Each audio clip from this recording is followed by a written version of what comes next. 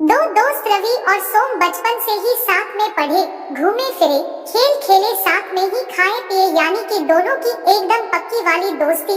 इतनी पक्की दोस्ती होते हुए भी दोनों के स्वभाव एकदम अलग। रवि एकदम शांत, सुलझा और विषय और वस्तु के हर पहलू पर ध्यान देने वाला, वही सोम एकदम विपरीत, यानी कि उतावला और सिर्फ रिजल्ट्स को महत्व देने वाला। सोम हर काम को जल्द से जल्द करके उसे हटाने के बारे में और सबसे पहले नंबर पर आने के बारे में सोचता। ऐसा करने में उससे कई गलतियां भी हो जाती। रवि कभी किसी काम में जल्दबाजी नहीं करता, वह हर एक काम को सोच समझकर उनके हर पहलुओं पर गौर करके ही करता।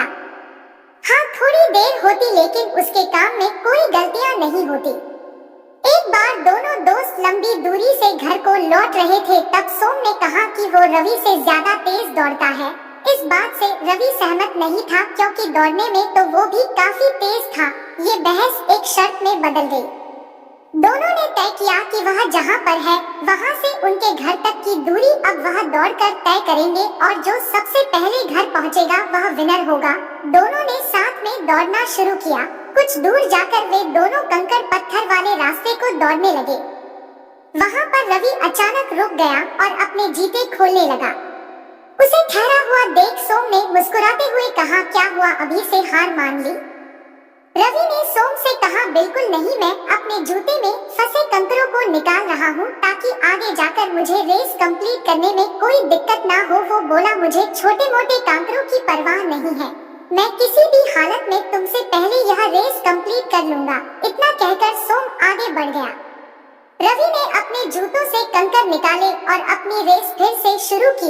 अभी आधा ही रास्ता तय हुआ था। रवि दौड़ते दौड़ते सोम तक पहुंच गया। उसने देखा कि सोम की रफ्तार धीमी हो चुकी है।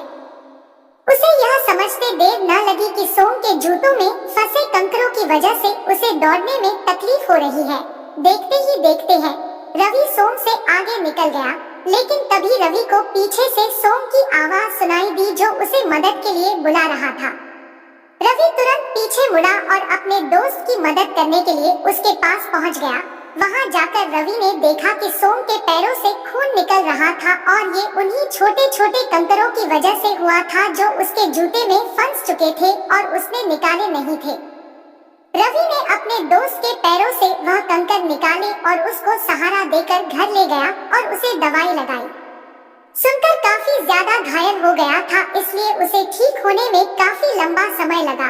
सोम को इस बात का हमेशा सोच रहा, उसने सिर्फ मंजिल पर ध्यान दिया और बाकी चीजों को इग्नोर किया।